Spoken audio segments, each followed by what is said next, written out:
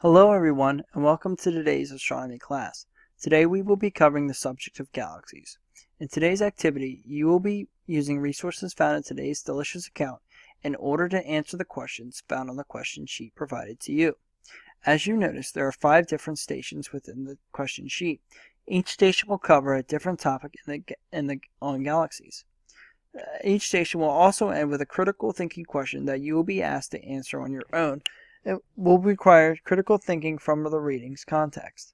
The first station asks you to find the different definitions of a galaxy. For that, you will use the resource Define Galaxy at dictionary.com, the definitions of a galaxy, used for Station 1. When you click on the link, it will bring you to this article here. And right here, you will easily find the answers to number 1. Number 1 asks, what are the 2 definitions of a galaxy? Here we see the 2 definitions are A large system of stars held together by mutual gravitation and isolated from similar systems by vast reaches of space, and 2, a galaxy is any large and brilliant or impressive assemblage of persons or things. That is the answer to number 1. You will then use these 2 definitions for your critical thinking question, which is to use the 2 definitions, analyze them, and put them together in order to create your own definition, using your own words. Now coming back to our delicious account, we will begin Station 2. Station 2 asks the questions, how many galaxies are there in the universe? For Station 2, we will use the resource, Station 2, how many galaxies are in the universe. So when you click on that link, it will bring you to this article by space.com. What this article is about, it tells you about the different struggles, technologies, and ways to estimate all the galaxies in the universe. And it's a very lengthy article. As you can see, it's a full page and it goes into great detail. Now for just this lesson, we will only need the first intro. The first question of our station asks us to state the range of the galaxies. You can find that in paragraph 3. In paragraph 3 it says, while estimates among different experts vary, an acceptable range is between 100 billion and 200 billion galaxies. However, this estimate is always growing, and there are 2 different issues. This is what your question 2 asks. The first issue is sheer numbers is one problem. Once the count gets into the billions, it takes a while to do the addition. What this means is, once it gets to the billions, no man or machine has the mental power in order to keep counting and do it quickly. The next issue is another problem is our limitation in our instruments. We do not have the technology to count all the galaxies in our universe. That is the answer to the first 2 questions in the station. The third question is your critical thinking question, which asks you to create, design, and name your own technology that would be able to count all this. Now, for this critical thinking question, you will be using your imagination. So there really is no right and wrong answer. But it's just a way for you to use your creative thinking skills. Now, going back, we will now begin Station 3. Station 3 asks you to find the different types of galaxies. For that, we will use, right here, Station 3, the types of galaxies. And when you click on that link, it brings you to this very simple article written by Cornell.edu. For this station, there really is only one question. Most information will be used on the chart provided. The chart breaks galaxies into the 3 distinguishing characteristics: their name, their shape, and the visibility of their stars. In order to go through all this information, we will just go top to bottom to make sure everything is covered and to make sure every galaxy is explained. The first type of galaxy and the first name on your chart will be elliptical galaxies. Elliptical galaxies are sphere-like or oval or shaped disc-like galaxies where all the light can be seen. The light is smooth and the surface brightness is decreasing as you go further out. In your chart, you will write elliptical galaxies, sphere or oval shape, and all light is easily seen. The next type of galaxies are spiral galaxies, and there are 3 different types. The first type are S or SA. As you can see by this picture right here, SA spiral galaxies go in spiral forms. The second type of spiral galaxy are SB. SB galaxies are also in spiral forms, but have a more Z-like, H-like shape. The final type of spiral galaxies are lenticular galaxies. These are more mixed galaxies. They're kind of like a mixture between elliptical and spirals. Although they are still considered spiral galaxies, they are still more spherical than normal spiral galaxies, which is why people think they are a mixture of both. So, the final galaxy we have are irregular galaxies. And the source says that irregular galaxies have no regular structure or symmetrical structure. Basically, they have no shape. This is because there is so many dust and so many gases that the brightness of the stars are nearly impossible to see. As you can see in this picture here, that you can see no shape, more just speckles of light in the darkness of the universe. So to review the different types of galaxies, we have elliptical galaxies where you can see all the light and have a sphere or oval shape.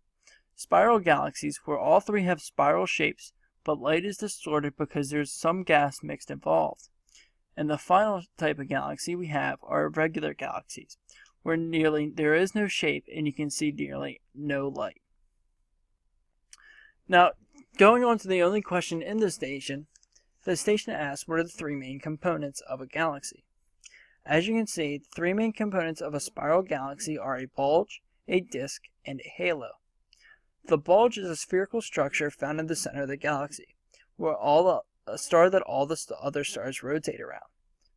The disk is made up of dust, gas, and younger stars and forms the disk-arm structures around the center bulge. As you can see, all the stars rotating around the center bulge are the disk. The final component of a spiral galaxy is the halo. A halo is a loose, spherical structure located around the bulge and some of the disk. The halo contains old clusters of stars, known as globular clusters. Basically, what the halo is the rim of the galaxy that holds all the stars together. There you have the three main components of the galaxy, and you also find out what global clusters are for question 2 of your Station 3. Now, what the critical thinking question is, you are asked to analyze the picture of an SA galaxy, SB galaxy, and read the paragraph in order to find the distinguishing feature of what really separates these two types of spiral galaxies and why they are considered the same type of galaxy. Now we will move on to Station 4. Station 4 asks you to find the different sizes of galaxies in the universe. For that, we will use this link, Station 4, the sizes of galaxies. When you click on this link, it will bring you to this article right here. The main focus of this article is to describe the largest galaxy in the universe. However, there is other important information we will focus on specific to this lesson.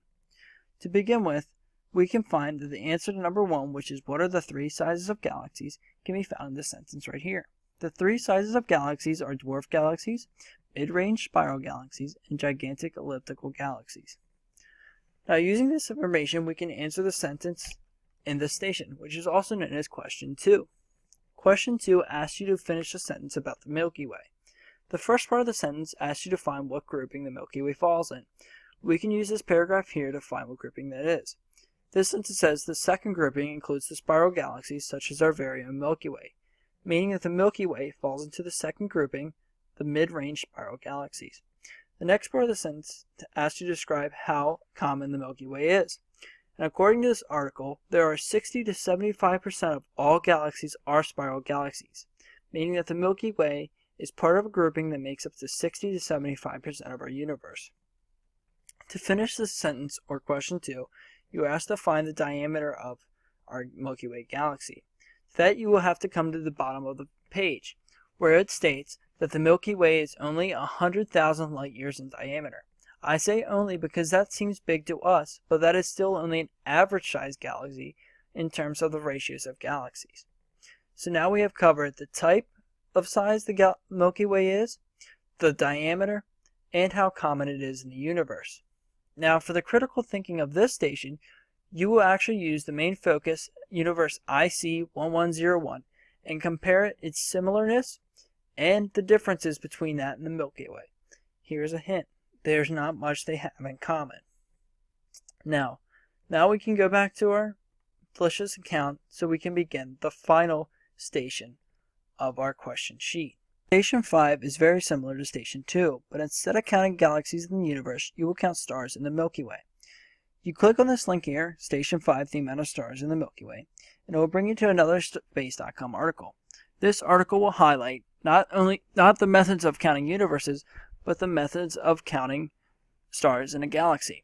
And as you can learn here, astronomers are able to estimate the stars in the galaxy using a galaxy's mass.